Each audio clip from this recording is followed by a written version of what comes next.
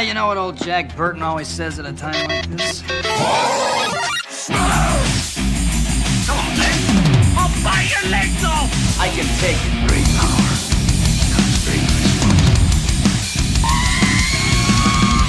We have a fault. Get to the chopper! And leave. It's the flesh wound. I am the father.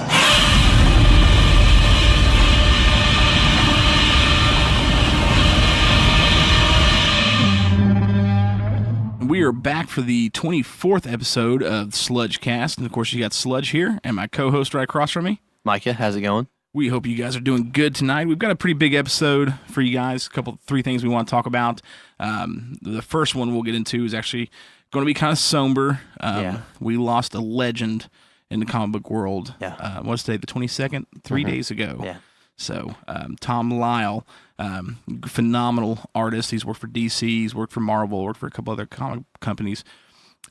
Passed away the 19th, the morning of the 19th. So we'll get into that here in just a moment because I do definitely want to pay a special tribute to Tom because, one, he was an amazing artist, but he was one of my absolute favorites. But we'll get into that, and then we'll take a quick song break for you like we normally do, and then we will jump into what everybody's talking about, and that's Disney Plus. Yeah. I mean, everybody's got it. You guys have it yet? Oh, yeah. Oh, I mean, yeah. It's like, if you ask anybody, do you have Disney Plus? It's like, does They look at you and laugh. Like, Yeah. It's like, oh, yeah, totally. It's like, it's one of those, there's a bear crap in the woods moments. Yeah. It's like everybody on Earth has it Yeah. right now. Was it they hit 10 million subscribers in the first 24 hours? Oh, yeah. That's insane. Yeah. Absolutely insane. So we're going to touch on Disney Plus, and then if we got time, because Sludge is super excited about this, Diablo 4 has been announced, so we're going to touch on that before the episode runs out, because I am a fanatic. If anybody's been listening to the show, you should know that. But let's jump into it, man. Let's talk about Tom. Yeah. Just a quick background on Tom. Tom was born November 2nd, 1953. Sadly died November 19th, his birthday month. But he was an American comic artist, and he started with DC doing work for their Starman series. Yeah. And he moved from that and worked on the first Robin limited series with Chuck Dixon, which I have number 1 of that, autographed by Tom. Then he went on to do the miniseries following that. So he did the Robin 2, Joker's Wild, and he did Robin 3, Cry the Huntress. Yeah. Then he moved from there. Now, before he switched his move to Marvel, I'm a huge Tom fan. I have all of those series he's did. So I've got the first run of the Robins he did. I've got the full run of the Joker's Wild. I've got the full run of Robin 3, Cry the Huntress. Like, I'm a big Tom fan. I'm also a big Dick Grayson fan. Anyways, for those who don't know, like, Dick Grayson is the man. Like, he's, other than Oliver Queen, he's my favorite DC superhero. But he moved from there to work for Marvel. Now, Marvel, he started in Spider-Man. He started in the absolutely epic, probably one of the greatest Spider-Man storylines ever, Maximum Carnage. Yeah. He was a penciler for that, and went from that to working on the Clone Saga. And he was the guy My favorite Star Wars story. Dude, it's so... Or Star Wars. Spider-Man. Yeah. We're getting to Star Wars here I got soon. Mandalorian on the line. And of course, now in the Clone Saga, he created my favorite Spider-Man suit, and arguably probably my favorite Spider-Man. Like, I'm very big on. With you. Yeah, I mean, I love Miguel O'Hara. I mean, Peter Parker is number 3 when it comes to Spider-Man for me. People are like, "What? How dare you?" Yeah, like, I agree. I mean, I find Miguel and Ben Reilly so much more interesting characters. And then, of course, Ben Reilly is Peter Parker, but are we Are we getting if you really into want that? to break into that, we'll get into that definitely. Because that's a huge part for me. I mean, that's growing up as a kid, the Ben Reilly character. So that storyline, for those who don't know, actually first started in Amazing Spider-Man 149, which was the first appearance of a villain called the Jackal, and the first Spider-Man clone was created. And we both have that book. So it's a huge book, big key issue, and it looks beautiful on our walls. Oh, yeah. But in it, the Jackal creates a clone of Peter, and they, of course, fight it out, and one of them loses and leaves, and the one who loses ends up being the real Peter Parker. Yeah. And he leaves, and eventually, as they bring back, then the clone stays and becomes Peter Parker. But when they bring back the storyline in the Clone Saga, they really reinvented that, and the one who left pretty much becomes Ben Reilly. He's that's created, and who's the original Peter Parker, but he stays as Ben. You know, because at this point, Peter he's married Mary Jane, and he's gone through all these battles and has all these relationships that it's just better off that way. Yeah. But I liked Ben because Ben was a much edgier Spider-Man. He didn't care to. Oh yeah. He went further than Spider-Man did, and I love the suit. That suit's my favorite Spider-Man. The blue hoodie. Yeah, it really does it, man. Like they did some when Tom stopped drawing for Spider-Man and doing the Scarlet Spider stuff. They did another reiteration of the suit, and it didn't have the hoodie, and it just wasn't cool. It's all just kind of ripped around. But the hoodie was awesome, man. Yeah. It just, especially in the 90s, it just fit really well. Oh yeah. It was super, super cool. So, I mean, Tom did a great job working for Spider-Man. And, of course, then he went on from there to do some other comics as well. But then what he moved on to later in life was he was an art professor in Georgia. And I actually was talking to my daughter, and it's like, hey, you want to go to art school? I hooked up with Tom Lyle, we got the amazing opportunity, both of us, earlier this year to, of course, we cover on the podcast, we covered the RobCon conventions in our area, and we went and covered again this year and had a great time. Got to meet Jackson Bostwick and a lot of other artists and stuff. But I mean, the shining moment for us at the convention was meeting Tom. Oh, absolutely. And the dude was just such a nice guy. Yeah. I mean, instantly was like friendly. Yeah. He was even like, man, you need to hit me up, and you get my phone number and let's hook up on Facebook and stuff. And me and him became pretty, I'm not going to say great friends, but we became friends and we talked on the regular. I actually talked to Tom 2 days before he had his brain aneurysm that put him in a coma. And, of course, he ended up, about a week ago, they talked about moving hospice in, so it was kind of going downhill, and then finally passed away. But he impacted so many people, but we had such a great time. I mean, that was my most excited point of the day. Oh, yeah. Was getting to Tom. We made sure and put him last on the list because it's like, that's where I want to spend my time is talking to Tom. And, excuse me, he had those Ben Reilly lithographs because when they brought Scarlet Spider back a couple years ago, and Scarlet Spider #1, or it's called Ben Reilly, Scarlet Spider, they did a couple covers, and he did one of the variant covers, and he had lithographs of that cover and signed it for me, to Chase best wishes and stuff, and it was super, super fun, man, and I just remember that experience, and went from there to really just kind of talking to him, and he was just super cool. I mean, just it's amazing for me. So as a kid, I would have never thought, hey, the man who created one of my favorite Spider-Mans, one of my favorite characters, I'd have the opportunity to become his friend down the road in life. That's just mind blowing to me. It's like, man, so hearing of his passing really struck a chord. And, pretty much bummed me out all day. It really hit hard when I talked to Kale about this actually today. I just I thought, man, hanging on my wall is one of the last autographs he ever did. Just stuff like that hits, and you're like, wow. Yeah, he did between RobCon and his accident or his aneurysm. He only did one other convention. Yeah, and it really is. I mean, and that's why. I mean, when he passed, man, that night I just stood around my nerd vault and looked at the lithograph, looked at my Robins, looked at my Scarlet Spiders that he autographed, and it's like, dude, it's an amazing experience. Yeah. It's a once in a lifetime type deal. Absolutely. And it is sombering.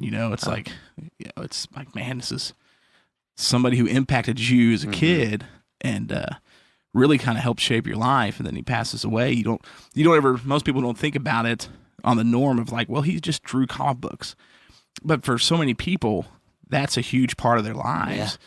And it really does. I mean, when you grow up, you're like, man, you cling to these stories of whether it's Robin or Spider-Man or Daredevil or whoever, and what they go through. The reason why they're so popular is people relate to it. Absolutely. As a kid, especially as a teenager, there was a stint in my life where it's like I felt like I didn't fit in. And a lot of people feel that way. Oh yeah. And that's why I clung to Ben Reilly, the Scarlet Spider, so much, is because where did he fit? Yeah. He was the clone, not the real Peter Parker. Oh, but he is the real Peter Parker, but he can't go back to his normal life. He doesn't fit in anywhere. Yeah. So I really clung to that character for those reasons. And so it was just super, super cool.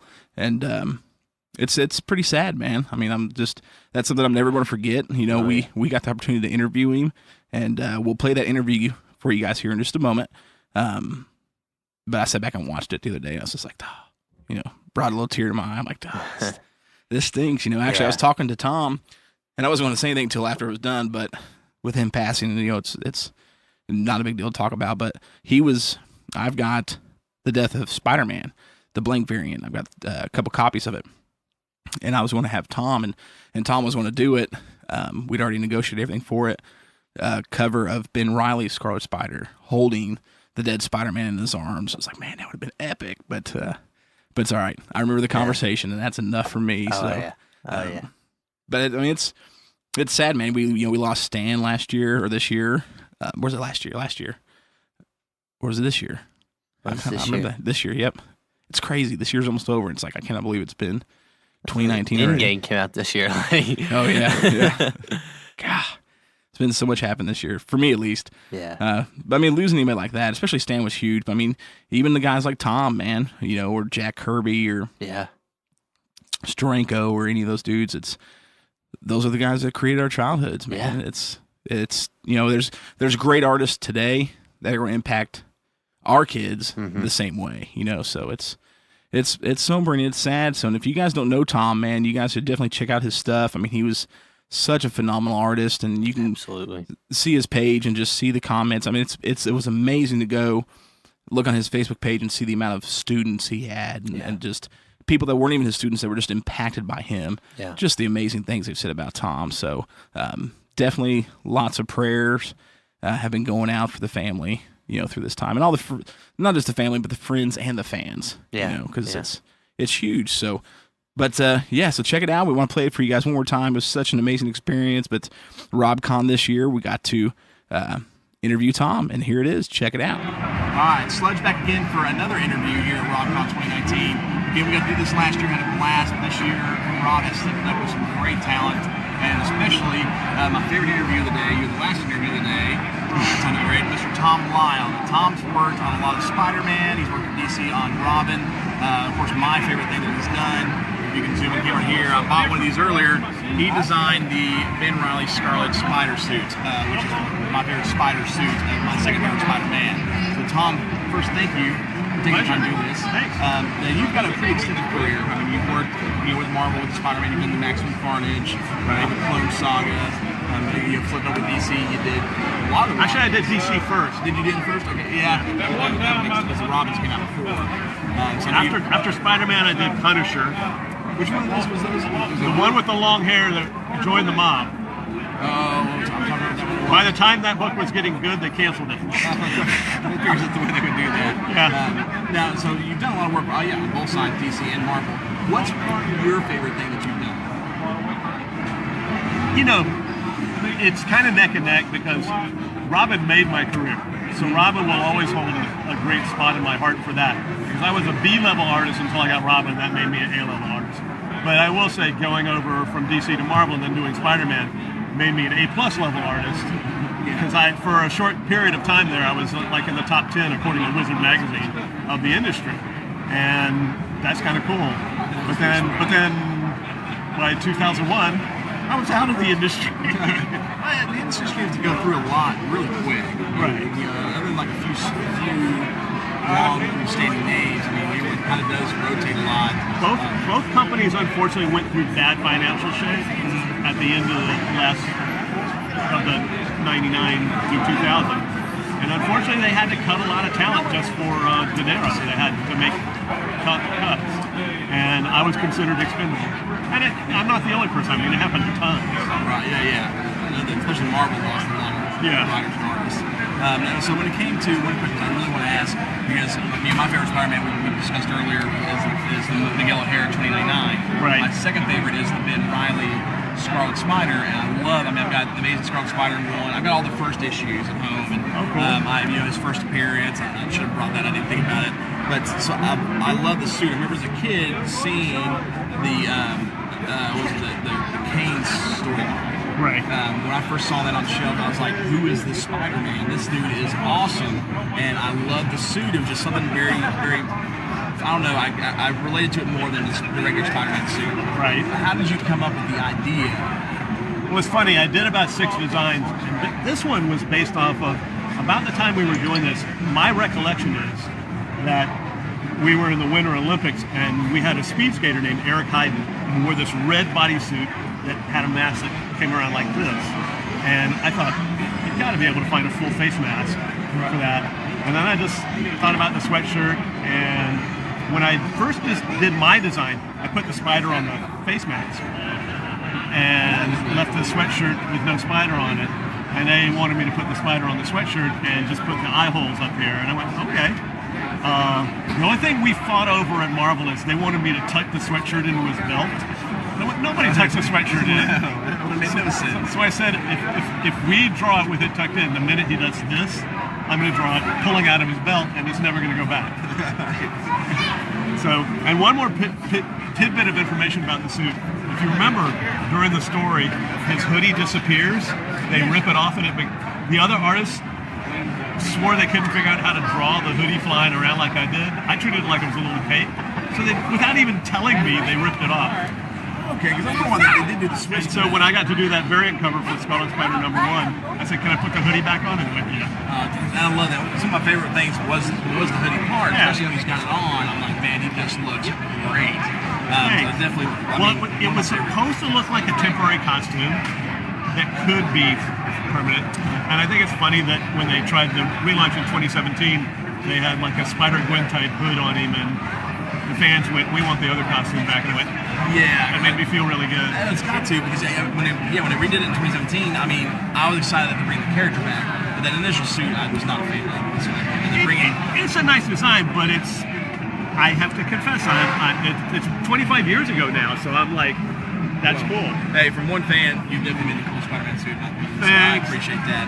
And a quick question about Robin. I mean, because I know you did a lot of work on Robin. I do collect some DC stuff, but Robin's probably my most collected of all the DC characters. I love him and Swamp Thing. The Joker's Wild. Okay. How was that? Because I mean, each issue had, issue 1 had 5 covers. And then like 2 through 5 had like 4 covers. I can't remember, but it was too much, and I wish they hadn't done all that. And I mean, I made a lot of royalties, and thank you. But when I was at conventions, I would just tell the fans, just buy the newsprint copy or the newsstand copy, and don't buy all the variants, because I said there's so many they're not going to be worth anything. Right. But fans liked it, so I'm like, how can I fight them? You know. I thought it was really cool. It's definitely not one of the higher dollar books in the collection, but it is really cool to have those. Right. So something that I've heard recently was that Todd McFarlane, for the I don't know if it's 300 or 301, one of the new Spawn issues, he's doing something similar to that, but instead of having just an artist do a different cover and doing different variants, he's having them do the whole book. I think that's a pretty cool idea. That's a real cool idea. But so other than that, what's one of your favorite things about Robin? Or actually, let me ask this way: who's your favorite Robin? Oh, it's got to be Tim Train. Come on. But look, the thing that Chuck Dixon and I did really well with Robin is we didn't think of him as a sidekick. Everybody else thought of him as a sidekick. And by not thinking him as a sidekick, we immediately made it, he's not just Batman's pal, Robin. Right. He's Robin. He's his own character. And I think people really identified with that.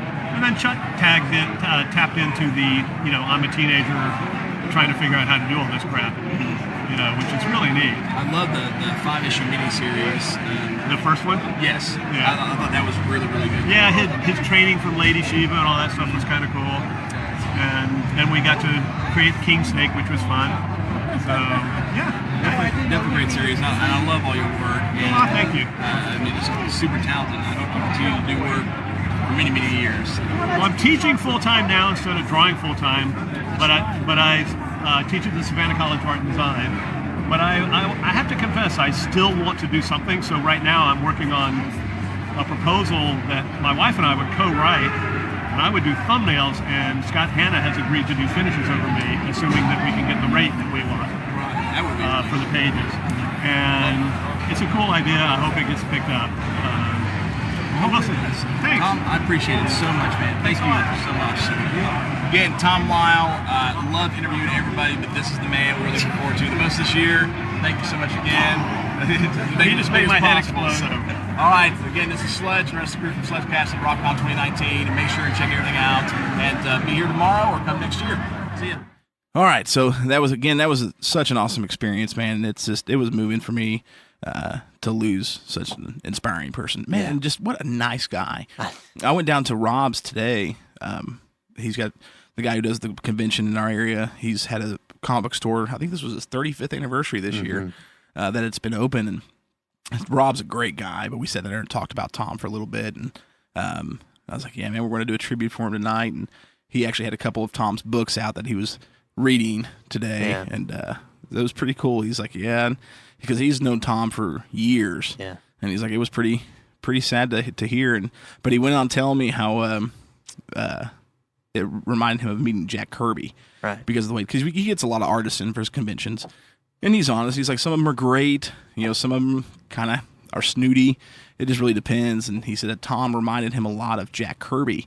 And for those who don't know who Jack Kirby is, just start doing some comic book history. I mean, he's the original artist for Marvel. I mean, if you're looking at old Spider-Man, old Captain America, I mean, any of that old Fantastic Four, the X-Men #1, Fantastic Four #1, that's all Jack Kirby art. Yeah. He was pretty much the first artist for Marvel as far as popularity and stuff. But Rob was talking about he went to a convention when he was a lot younger. And Jack, of course, was like in his 70s at the time, 60s or 70s. And he was flipping through. He knew the guy did the convention, so he got to go in and flip through the vendor tables before they opened the doors. And he's sitting there flipping through and looked to his left and saw this old guy, all white-headed, just flipping through books. And he went back and he thought, wait a minute.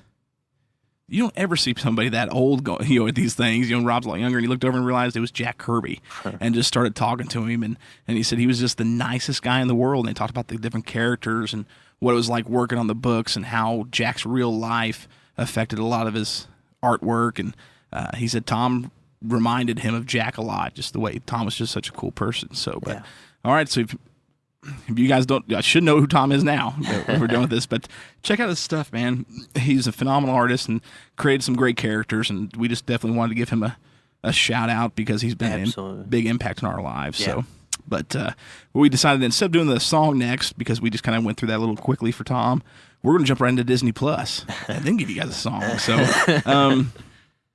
for me, it's like, what matters about Disney Plus other than Star Wars? For me, it's like nothing. It's like Star Wars is where it's at, but Disney's huge for everybody. Yeah. I think the night it came out, was it the 12th, right? Mm-hmm. Dude, my wife already had it on, like 3 of the TVs in the house, and I was in the nerd vault doing something. I don't remember what I was doing. Oh, I was prepping for the monster movie Stomp Down, so I think I was watching like the 76 King Kong. Yeah. And I just kept hearing her horse laughing through the house, and I was like, what are you watching? And she was watching old Disney cartoons, like the old Mickey stuff. And there was an episode, I can't remember the name of the episode, where Mickey and Donald Duck and Goofy have a ghost hunting service. It's like the Ghostbusters before the Ghostbusters. She was like, I wonder if this is where they got the idea from. And it really could have been. But these ghosts see an ad for them on TV and call them up because they want to, the ghosts are bored at this haunted house and they want to have a good time scaring Mickey and Donald and Goofy. So they show up and end up chasing the ghosts out. But the whole episode is it's hysterical. And she just kept watching it over and over again. And so my wife loves it, man. She loves the Disney movies, and I do too. Yeah. And I was impressed. Oh, yeah. Slightly disappointed, only for one thing. Because I told myself, I said, man, when it comes out, I'm going to look for one movie. And if this movie's not on here, can't do Disney Plus. Not really, but I was like, I'm going to be upset. And that was Fly the Navigator. Okay. Yeah. I'm like, dude, Disney, that's got to be on there. But man, it's awesome. I mean, 10 million users within the first 24 hours. That's huge, man. And it's an amazing service. We've all been pumped and excited for it. And it's a really great deal. I mean, it's cheaper than Netflix and stuff. It's cheap. Yeah. That's the big thing. And they're bundling with so many things, too. Yeah. It's bundled with Verizon now. And get it for free for a year. That's a genius idea. And it's cool. I mean, because you got pretty much the entire Disney movie library. I mean, all the way back to Lady and the Tramp or Snow White. And, man, I got to say, like, Sarah and the kids watched Sleeping Beauty, which is one of the oldest. Yeah. And they checked out a little bit of Snow White, too. But, like, the remastered versions they've put on here are gorgeous. Yeah. They look so, so, so good. And so it's really cool getting to watch those old, because we've got a lot of Disney movies and a lot of the Plex, but we didn't got, the amount that Disney's throwing on there. But it's really cool. I'm excited about it. I love seeing all the Marvel movies. Mm-hmm. My first impression when it first came out, though, I was kind of expecting a little bit more, to be honest, because I kind of felt like throwing it on. And I know we talk about my Plex a lot, but I couldn't help but compare it to my Plex. Yeah. It's like, man, I offer a lot more than this, because you just had pretty much the Disney classic movies, Disney classic cartoons, Star Wars, whatever, everything Star Wars, and then the Marvel stuff. Yeah. And then that really was kind of it. You know what I mean? Like, but the more you dig into it, I mean, they're bringing a lot more. You say out. It, but that's like yeah, I mean, that's a ton. Thousands of things. Yeah, I mean, it's really true. I think I was expecting more of a bang when I first turned it on. Yeah. You know what I mean? Yeah. But I mean, it's an amazing one. I mean, of course, for me, I've watched it a couple times, 3 times to be exact, because of The Mandalorian. Oh man. That may arguably, I was texting Matt, our worship pastor, today, because a lot of us at the church are big Star Wars nerds. Yeah. And Mandalorian, I mean, Empire Strikes Back is my favorite Star Wars film, period. But Mandalorian is very quickly becoming my favorite Star Wars thing ever. Oh, yeah. It is unbelievably good. So good. So good. Like, I say just let Jon Favreau take over Star Wars. Hold on now. I mean... Dude, granted, right now, it's bad. Like, it's bad. Yeah. As far as the movies. But Jon Favreau, man, he's killing it with The Mandalorian. He is. But he's done so good with the Disney movies. Well, I love Jungle Book. Lion King, I was like, yeah. Didn't see the point in it. I'm going to pull a old statement you had. If you want a good movie that's not going to disappoint, but it's not going to be great, use Jon Favreau. Yeah, I mean, that's really your true. Statement. So yeah, I mean, it is and true. I like Jon Favreau. Like, I'm not, but let's bring back JJ. See what he can do here. I think JJ would be cool in the series. I do want to see what he does with this last one. I think it's going to make a big difference. Yeah. I know George is kind of whining a lot. He'll be fine. Yeah, he'll be okay. He'll be fine. I mean, I'm sorry, but George, I was done with Lucas after that second trilogy. Actually, after that first film of the second trilogy, I'm like, nah, man, you've lost your mark. No more for you. So, yeah. I know he created this amazing thing that is Star Wars, but I like JJ. I like what he's done with it. In that last Star Wars film, I was not a fan. But I mean, I like some of the new guys that are doing. I mean, Solo is my second favorite. Gosh, that's my second favorite Star Wars film. Like Empire and then Solo. Like I loved Solo, but Mandalorian is off the charts, man. It's so good. This newest episode, episode 3, dude. I mean, it was sick. Yeah, so sick. It's the best one so far. So what have you checked out so far, Mike? Obviously Mandalorian, but some of the old Disney movies. Me and Rachel sat down and watched some of those. Yeah, that's right. Walter's a big Disney fan. Yeah. She's she got access to the account before I did, so. I've been watching some old childhood shows, Zack and Cody and all that stuff. It's just right. Dude, Gargoyles. I've never watched that before. Oh, you gotta watch it, guys at work dude. tell me I need to. That's one of the best cartoons like ever. I mean, of course, it was when I was a little bit younger, right? In the 90s. What I loved about it is they actually they re-released Gargoyles on Fox Kids, I think, a few years ago.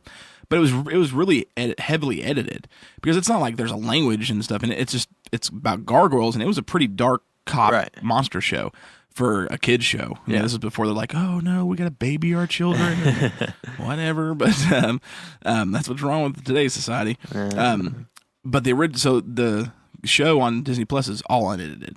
So it's the original show, and it's, man, you gotta check it out. Yeah, I'll love that. Yeah. It's super cool. It's about a team of gargoyles that wake back up in pretty much modern day at the time, and they team up with this police officer woman, this detective, and they start taking on all these bad guys and cases. And man, it's super cool show. Yeah, loved it. But what else? I mean, then see, that's what I'm kind of like. Yeah, there's what all have you watched? It's like. Is there to watch? Have you ever watched Gravity Falls? No, but my daughter has. She was big on that. You need to watch that show. Is that the one with? I'm trying to think. Kind of fairy tale-ish and has like the witches and all the characters. I've heard it's a really good show. Well, it's my favorite Disney show of all time. I've heard it's really, really good. It's wonderful. Obviously, Marvel movies. Just catching up on those too. Right. But I mean, had Plex for that, but. I think that's where I was kind of having a hard time with it. Because, I mean, like, I'm so excited about I'll be more into it when more of the original shows come out. I think. Yeah. Because of course, now my wife and everybody else in the world's like, "What's wrong with you?" I'm like, no, you gotta understand my Plex server. I got everything you think of. So a lot of the stuff I want to watch, like the Marvel films, I got them all, and the ones that Disney doesn't have. Now, it was nice to sit down and watch some of the not old, but some of the Marvel cartoon shows they had on like Disney. the Spider-Mans, the X-Men. That is pretty that cool. was really cool. Let's see. Then they have. I haven't checked. Do they have the original X-Men cartoon on there? Yeah. Oh, dude, that's all. Yeah. I mean, I got it on a Plex, but I'm like, I know you do. It's like low quality. Yeah. I would love to see it in high def because man, that whole intro song, I loved that theme song as a kid. I come home from school and pop that on, and I was just Jones, man. I was ready to snick some Wolverine on that episode. So it's such a good show. So I mean, there's stuff I need to check out. Definitely. Yeah. No, it's a lot more than I think people let on, but at the same time, I think it's just that childhood stigma. Oh, everybody's like, "Oh, this is stuff I watched when I was a kid. My kids are gonna love that." Or me as a 19-year-old coming home, like, "Hey, let's reminisce on stuff I watched when I was 12." Right. Right. I'm excited about it. I mean, they got a lot to offer, and it's really plus it's Disney. But I would pay $6.99 just to watch Mandalorian. I would too. The one thing I would like to see, and I don't know if they're going to do it or not, though, that I did notice when I just checked it out for a little bit before I started watching Mandalorian, and then binge. I wish I could binge watch it all. But, oh my gosh, dude, they're smart doing the one episode a week. No, they're not. But, yeah, because it's Disney. It's not like DC Universe or online. It's like you'll binge watch Titans or Swamp Thing in a day, but they did it week by week to try and keep it alive. You can do that on Disney Plus, and they're not going to lose anybody. I would watch it 40 times a week. It's so good. I want to see them bring more Fox properties in. Yeah, because there's not a whole lot, and that's one of the things I'm kind of wondering what they're going to do. Because I already saw an article today of some celebrity bashing Disney Plus because it's got a lot of it's got all the Disney stuff, the old stuff. And at the time, back in the 40s and 50s and 60s, society was very different. Yeah, and that stuff still comes through. And I think they're great films, and they're part of history. And these celebrities that I saw articles on today are like bashing them for racism or sexism against women and stuff. I'm like, dude, y'all get over it. Like, don't ruin something. 50 years ago. Yeah, like, times change. Yeah. That's historical. Leave it alone. But, I would want to see how they're going to handle, like, man, I want to watch the Alien films. Am I going to be able to on Disney Plus? I think you will. I think they're going to eventually have maybe not a Fox section. Like, how they have the Disney, Pixar, Marvel, and what's the other one? Is Star Wars. Yeah. And then National Geographic. I love that Star Wars has its own section. Oh. It just has to. But I think it won't probably say Fox, but I think it might say like maybe adult or something like that. Right. And yeah, because and that's the thing I was wondering too, is you've got, not that, obviously the Fox properties aren't like, X-rated stuff. No, but they're definitely adult oriented, Yeah.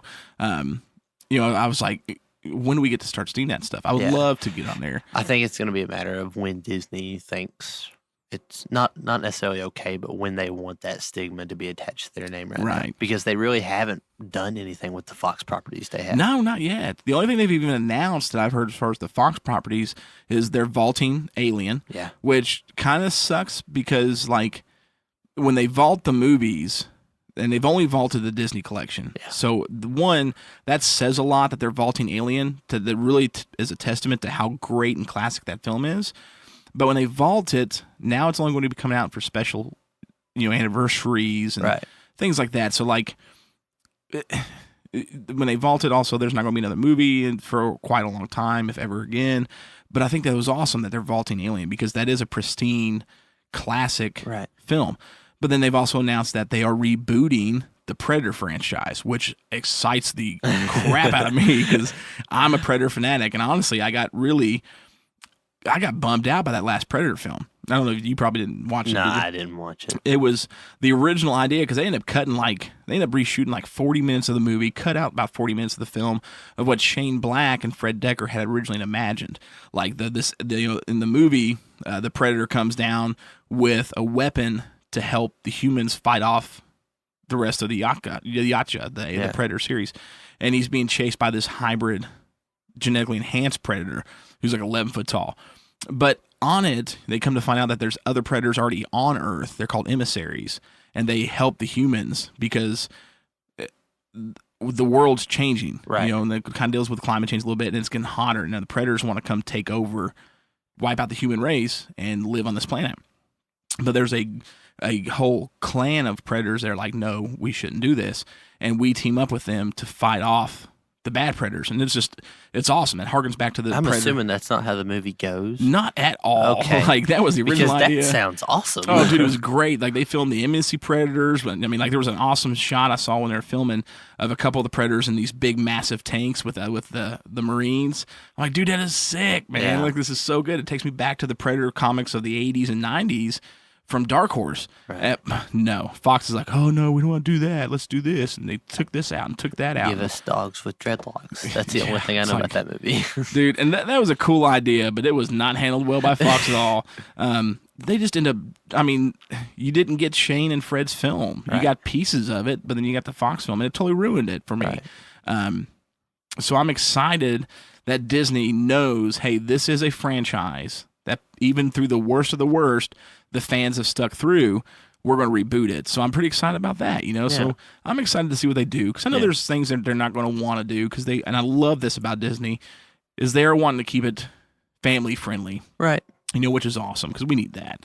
But I'm interested to see when the Fox stuff starts coming out, what are they going to do? Like, I'd love a Die Hard TV show. Well, I think the big thing that's going to staple what Disney will be Deadpool whenever it comes out. Yeah, I think that's going to be the big test for them. Yeah. And for those who don't know, the rumor mill is, and of course the guy that this comes from is pretty much the guy. If he says it's happening, it's happening. Yeah.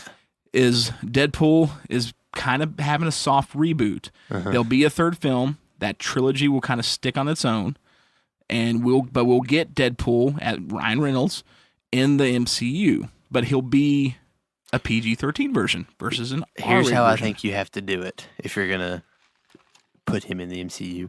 Have him constantly breaking the fourth wall. Yeah, he's got to. He's got to do that. Like, quite honestly, we were talking about this at work the other day, but have him, like, his very first scene in the MCU, like, walk on and almost say a curse word, but, like, he just stops and waits. Oh, I'm in Disney now. I can't do that. And just yeah, and that's the character that can do it. It would be awesome. So, and I think you're right. I think that's going to be the first big test for Disney and Marvel, especially Disney. Yeah. Because now that franchise is very R-rated. Very. But that'll let them kind of tread the waters a little bit and see what they can do. So, I'm excited to see what's happening, what's coming. I mean, of course, the Star Wars stuff. We're jonesed on right now because The Mandalorian is the best thing on Disney Plus right now. Yeah, There's no question. It's in which we actually got. Speaking of Star Wars, we've got this January is our 50th episode. It is indeed, and we're super excited about it. We've talked about Star Wars a lot, but we're going to do a special Star Wars episode. For the basement's going to be pretty crowded. It is going to be. I'm hoping to have the rest of the studio built by then. But we're doing something special for everybody. We're bringing back a lot of the original co-hosts. So, me and Micah, of course, will be here. But then Ruben from the Monster Movie Stomp Down's calling in. Mark's going to be here. Then our original co-hosts, Matt and Tyler. Tyler, maybe not. They got a baby on the way, it's kind of up in the air. But we know Matt's going to be here, so it's going to be a big, huge shebang because we've been wanting to do a Star Wars episode for quite a while. And there's a lot of hype right now with Disney Plus, with The Mandalorian and I have an the odd new feeling Star we're Wars going to film. be talking more about Mandalorian than the new Star Wars film. Yeah, we'll see. Yeah, those will be definitely the big topics: is Mandalorian and then Rise of Skywalker. So I'm interested to see what happens. I cannot wait for this new film, especially with JJ coming back. Like, I think he can put an end to it in a good way. Fingers crossed. Fingers crossed. Yes. JJ hasn't really ever let me down too much, so I think it's going to be better than the last one, no matter what. So, but it'll be good. But you could give me an entire film about the little porg creatures, and it would be better than the last one. Like that little thing, Chewy barbecues. Yeah, you give me an entire film about those, it would be better than the dude, last one. I would totally watch a movie about the porgs, man. Like, if you just let the Jim Henson Company do it, sold, They man. have Gremlins, Star Wars version. So good. Actually, Jim Henson's supposed to be, they're working on a new movie called Creatures, which they said is kind of in homage to Gremlins. Cool. And I'm like, that'll be great, because they killed it with Dark Crystal, man. Absolutely killed it. I mean, I would say, if I had to say, like, the two best shows I've seen all year, Dark Crystal and Mandalorian. Like, there's you can't go wrong with those classic things, man, if you do them right. I mean, Star Wars has been a staple since the 70s, and it will never go away. No. And I think the Jim Henson Company's the same way. I would love to see Disney work on some original shows for Disney Plus with the Henson Group. Like That'd that be cool. would be awesome. Bring us an Ewok show. Heck yeah. That would be great, man. yeah. I love the Ewoks films. That's another thing too. Where are they at? Yeah, come on, Disney. The Ewoks films are not on Disney Plus. I am now mad at Disney because it's all right. I got them on a Plex. That's why my Plex server is better than. No, I'm not going to say that because I don't have Mandalorian. No, you don't. But man, it's awesome. I mean, you guys listening. I mean, if you've got it, comment on the Facebook page. Let us know what you think and things you do like about Disney Plus. And if you haven't watched Mandalorian yet, watch it. You need to do it. Watch it. I'm excited to see. I mean, even if down the road, and I know especially because my wife is such a big Disney fanatic, and Walter, your girlfriend's a huge. She's probably as big as a Disney fan as I am a Godzilla fan. That's fair to say. Yeah. So even if they crank it up to $14.99 a month, people are still going to get it because it's just huge. I mean, they're taking. You say that, and that's starting to worry me because they will do that. I mean, they'll have to at some point. I mean, it's kind of a given. The Netflix paradox there. Yeah. And it makes you wonder, too, like with Disney Plus it's now here. I mean, the users is just outstanding how many they've gotten already. And it's such a good service. How will Netflix and Hulu and all them, handle it? Netflix, their CEO's like, we'll be fine. And I agree. Netflix is, as far as that company, they've been around since before streaming. They were the first streaming service. And they've always adapted to change.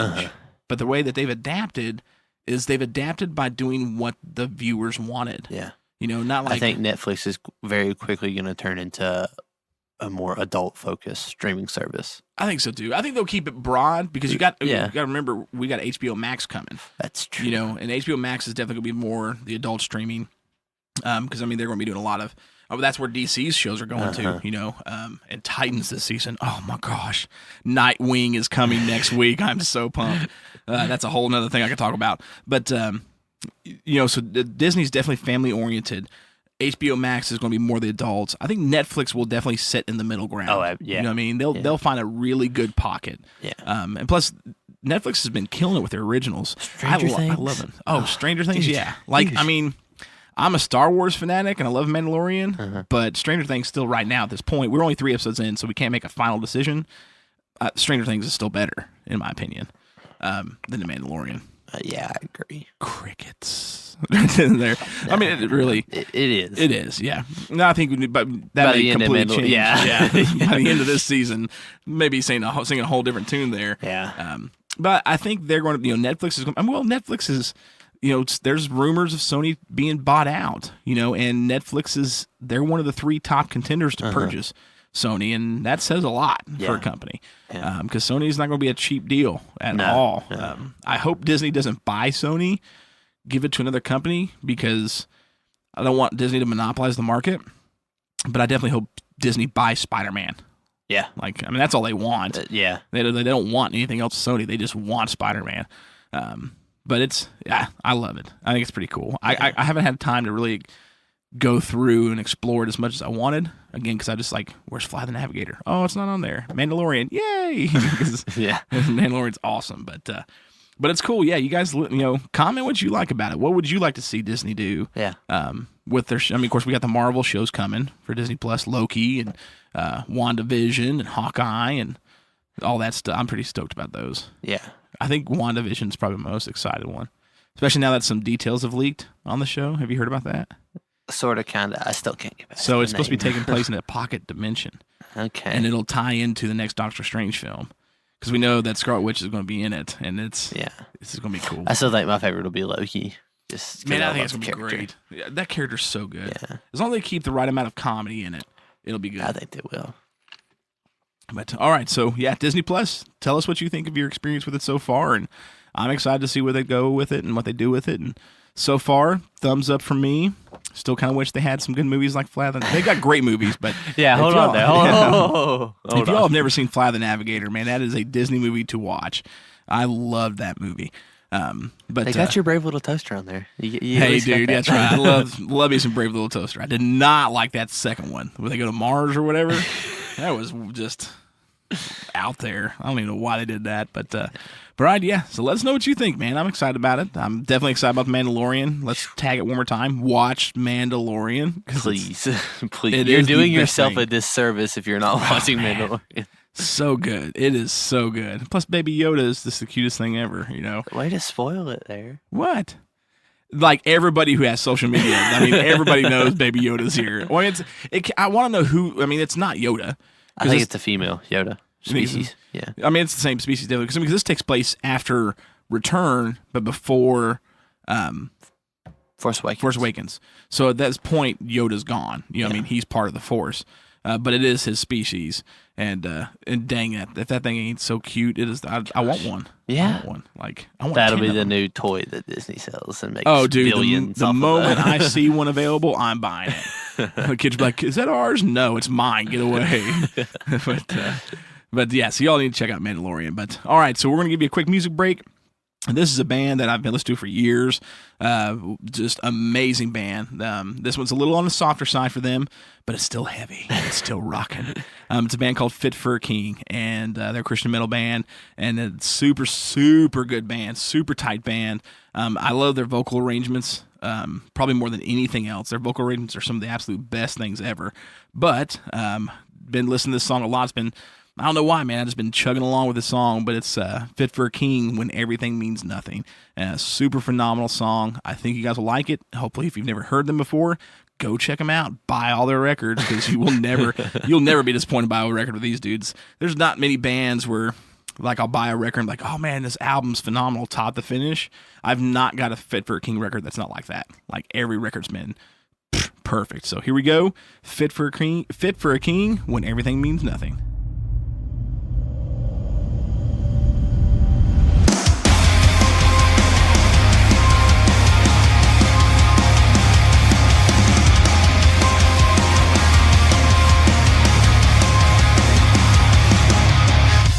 Ones and zeros fill my eyes. Am I supposed to be like everybody else? A prisoner of my own mind. Should I give up? Should I give up? I try to smile, try to fight, just say I'm okay. But every day feels like a hurricane. Yeah, I was born in the rain. Yeah, I was born in the rain.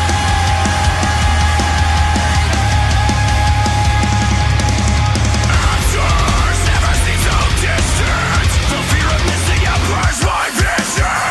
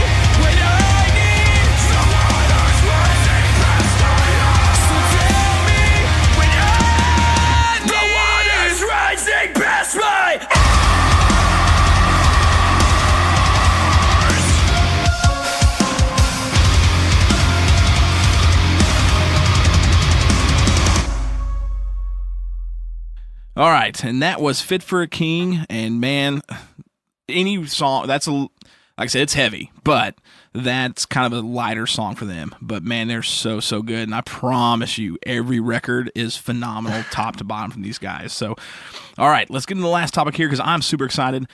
They announced earlier in the month that Diablo 4 is on its way, and we know it has been. But man, to finally get an announcement, we got to see at BlizzCon they released the cinematic trailer, which was like almost 9 minutes long. Then they did a gameplay trailer, which was epic, so epic. And since then, they have done.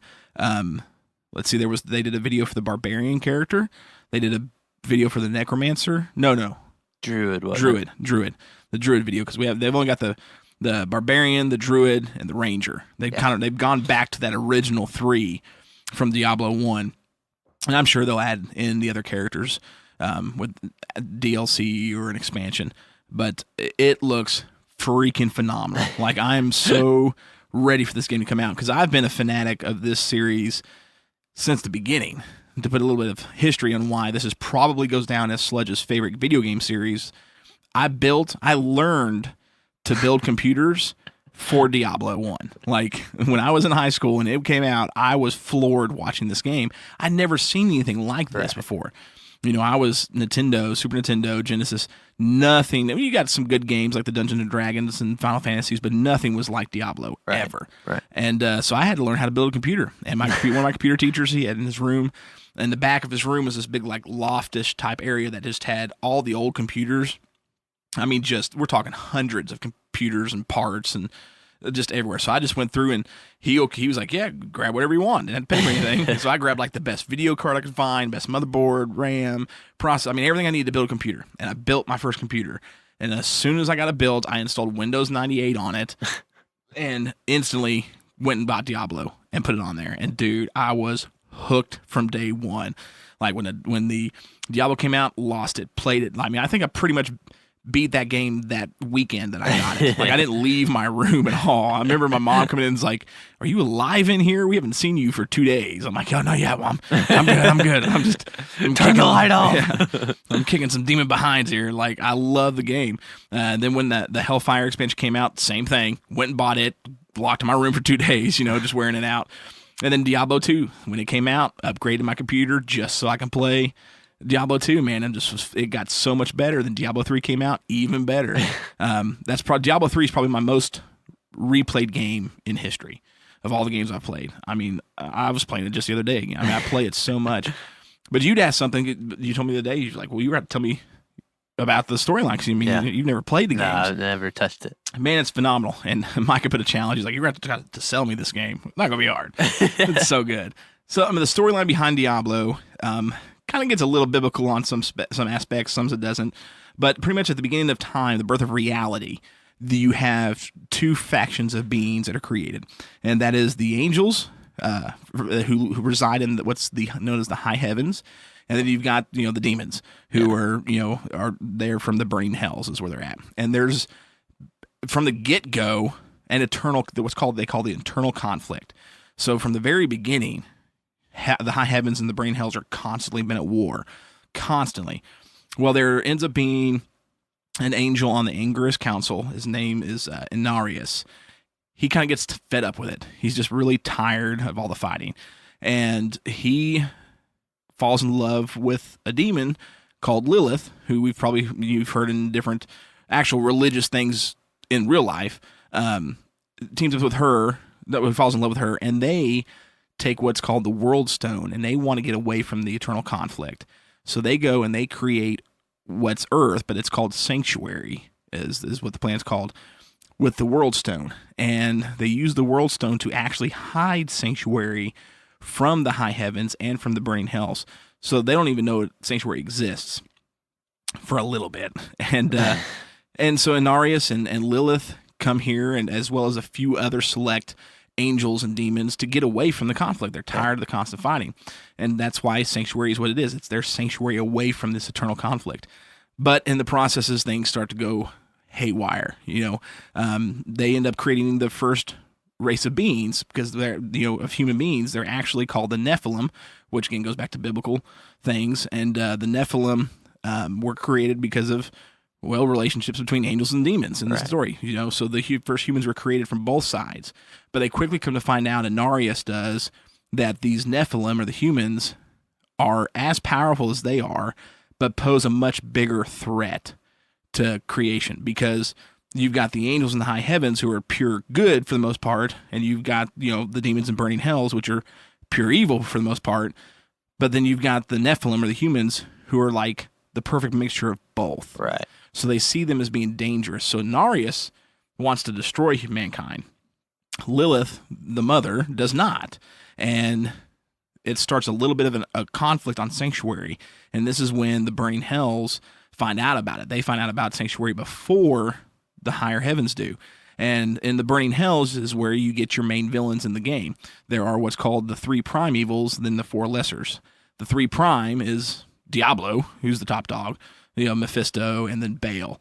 And they're the ones who lead the burning hells. And then you've got their younger brothers, the 4 lesser ones like Asmodan and Belial and stuff. But they find out about it, so they want to come to Sanctuary and make their own army to take up against the high heavens. Then eventually the high heavens find out. War breaks out. You get the first war. They call it the Sin War on Sanctuary. And then something ends up happening with a race of kind of like a religious group called the Herodrim, who help Inarius stop the war on Sanctuary. And it actually locks the prime evils into soul stones. So Diablo's locked in the soul stone, Mephisto's locked in the soul stone, and Baal is. And that stops the war. And Higher Heavens agrees to leave Sanctuary alone. And that's where you enter the first game.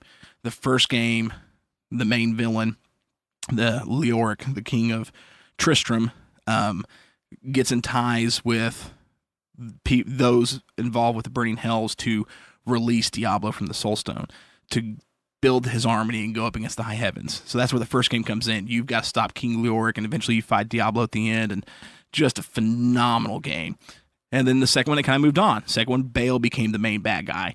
You know, there's another soul stone. And then the third one, Diablo comes back. And the fourth one, they finally are bringing Lilith in, because she's always been in the history and teased. But now you're actually bringing, like, pretty much, you know, the mother of the Nephilim, and who you play a Nephilim in the third one.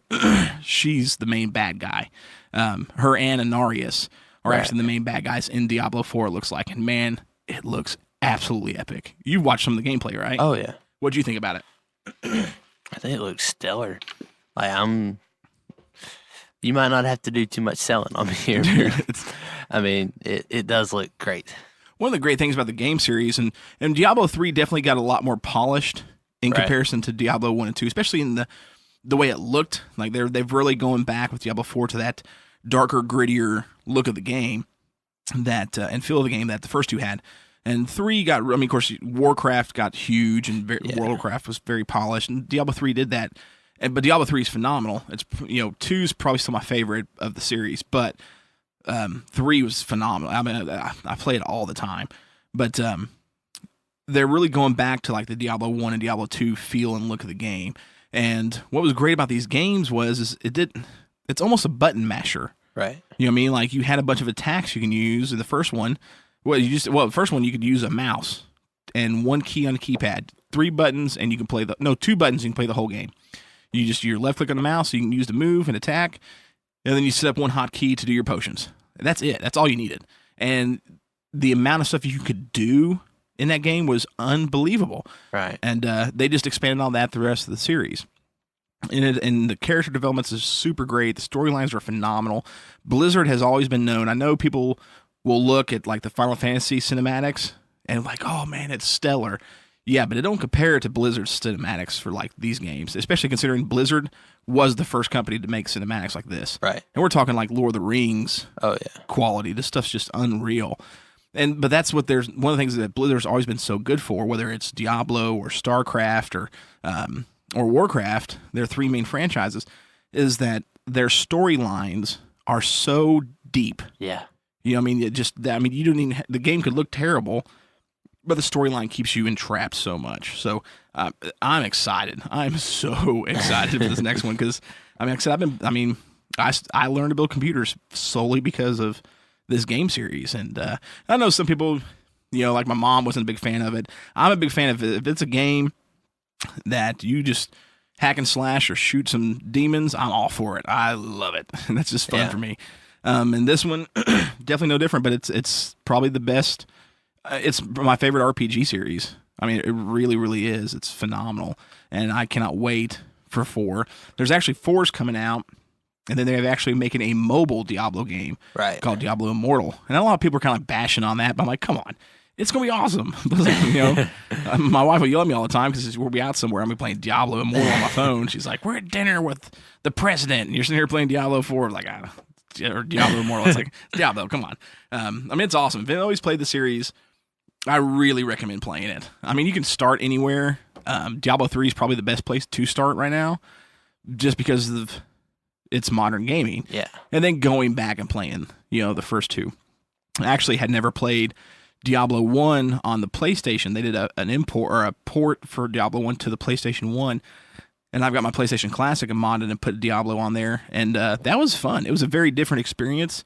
Very kind of slimmed down almost, honestly, because there's a lot of side quests. Not a lot, but a few side quests that were left out on the port version. But, I mean, that time you're looking at a PlayStation console versus a computer game. Just didn't even come close. Yeah. Not like today. Right. But I'm stoked for this thing, man. Like, I would love for it to come out before Christmas because that'd be my Christmas gift to myself. But I mean, I'm floored by it. The graphics looks great. The storyline looks insanely good, and I'm excited to see what they do. Because especially when I was watching the Druid one, I've never been one to play a Druid type character in a game. I'm usually the barbarian or the monk. But watching the Druid fluidly transform into like a werewolf or a werebear on the fly, that looked sick.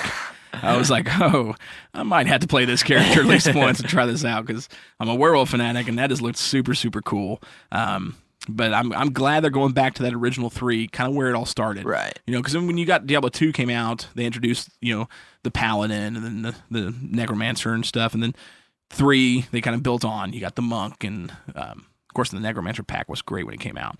But they're just, it's going to be cool. It's going to be fun. So hopefully, and I hope they don't, I don't want to see them bring the end of the great conflict in this game because I want it to keep going. But it would be really cool. We're at the 4th one now. We've really come around and fought everybody except for Mephisto, really, as far as the 3 primevals. I would like to see them kind of wrap this up, especially if they're bringing Inarius and Lilith, who are the angel and the demons that left the great conflict to create Sanctuary. I would like to see it kind of come to a wrap because the Angel of Justice, his name's Tyrael, he becomes human in Diablo 3. He sees the wrong that's happening in the higher heavens with the war and using Sanctuary in a bad way that he leaves to come down to save mankind.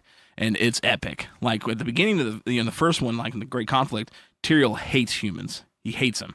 But throughout the games, his characters really become fond and sees the potential of mankind and comes down to, I mean, he fights side by side with you in Diablo 3 and it's just boss, man. It is so, so cool. And then you finally, in the third one, we finally got to go off of Sanctuary. You finally get to go to the higher heavens. And because Diablo, when he comes out, he finally makes it and he goes straight to the gates and the cinematics are unreal and the game levels are phenomenal and you're fighting through heaven, with the angels trying to stop Diablo. It's just epic, man. I mean, you go through the battlegrounds of eternity first. So before you get there, you're on the battle plains that the great conflict, the eternal conflict's been going on since the beginning of time. And it's phenomenal looking. I mean, there's like skeletons and bodies just laying that's been there for eons, from angels or warriors and stuff. And you make your way up to heaven and man, it's so good. It is phenomenal. So I'd like to see them. That's what I'd like to see in this fourth one, man. I'd like to see them, okay, we've been all over Sanctuary. We've fought into the high heavens and saved the heavens. Let's take the fight down to the burning hells for once. And let's wrap this thing. I don't want to see them wrap it up, but I would love to see them wrap this story up. Be really, really cool. But, I mean, it's Blizzard, man. They've never made a bad game whatsoever. So I'm pretty stoked about it. So are you going to wait till Diablo 4 comes out to try it, or you might try Diablo 3 first? Or Just depends. If I can get away from Call of Duty and Pokemon, maybe. True. Well, I mean, hey, Diablo 3 is on the Switch. It is. You know, and it is. the kids aren't listening to this show. Those are our boys, but we are getting the boys a Switch for Christmas, which means I'm getting Diablo 3 for the Switch. Yeah, so. that's all that I means. was like, Dad, we want to play our Switch. Not right now, man. Like, I'm kicking Diablo's butt right now. So once I get it, I'll have to let you borrow it. That way you can play it. Yeah. Phenomenal game. I mean, it's not often that I buy a game brand new. I usually let it come out a little while and price go down. I mean, I'm a father of 4, so can't buy brand new games all the time. But I mean, I've already told Sarah, I'm like, I'm buying this one brand new. Yeah. Like, because it's coming out PS4, so I'm gonna buy it from a PS4. Right. I'm like, I'm dropping $60. Like, there's no question. I'm so excited about it. So, but all right. Well, any questions or anything you got for Diablo? You did good. Dude, I'll give you that. You did good. It is. It's a game, man. It is such a good game, and I recommend people playing it. And its replay value is through the absolute roof. I mean, Diablo 3 I've played through. I've honestly probably played that storyline, like with the Diablo 3 and the expansion. I've probably played it all the way through it 15 to 20 times. Oh my gosh. Like that storyline. I mean, I love it, especially in that one, because after you beat Diablo, it's like, oh, where do you go from here? Well, there's an angel in heaven called Malthael, who is the Grim Reaper, pretty much. Right. He's the angel of death, and he's had enough. He's been gone. He leaves the eternal conflict. He just leaves, back when, like, before Diablo 1 happens. And he's come back, and he's like, I'm done. And he wants to wipe out everything. Mankind, the burning hells, high heavens, all of it. And so you have to go fight Malthael. You fight the Grim Reaper. And that was pretty epic, man. That was stellar. That last fight with him, because he's got these two, like, instead of this, like, Grim Reaper's always got that big scythe. Yeah. These are like handheld scythes that just look like they could tear through steel, and they really can. But it's pretty epic. And when you get to that last fight, you've almost got him pinned down, and when if you get through, because he's a beast to beat, and he steals the Soul Stone. And in the Diablo game, you end up finally getting all 3 primevals back into the Soul Stone from where it started in the first one, and so they're all trapped again. He takes the Soul Stone and consumes it, and so he takes all 3 of their powers. And it's like, oh crap! Like I did everything I could to get you down to half life, and now you're twice as strong. Like, this is not good. Phenomenal game. So yeah, everyone's got to play it, man. If you're in the RPGs and you're into the deep stories and you like that type of stuff, I mean, you can't go wrong. My dad's been a fanatic. He watched me play the first 2 growing up, right. And I was like, dude, you got to play this. He's like, nah, it's just not my type of game. He ended up buying it for his Xbox 360, and he wore it out. We would play it for hours. He'd be at his house, and me and Jada would be at my house, and we'd be playing over the internet together. And it's good, man. Good game. But anyway, so I think that's it for this episode, right? Yeah. Well, definitely, again, guys, thank you guys so much for listening. Man, check Tom Lyle stuff out. Absolutely. Dudes, he's absolutely awesome. Go check out more Fit for a King.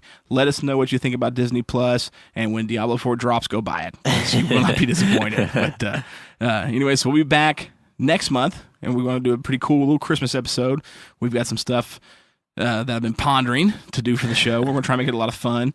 I've thought about bringing back Stump the Sludge for December, so we may have to have some guests on, do some Stump the Sludge. And of course, in January, big 50th episode. Everybody's coming back. Maybe Tyler, may not be. Just depends on if they have their kid, which we're super excited for. So we cannot wait for the next little sneedling running around. But we hope you guys enjoy it, man. We love doing this, and just give us a shout, man. Share the page out, talk to us, and we love doing this. And we will see you guys again next month.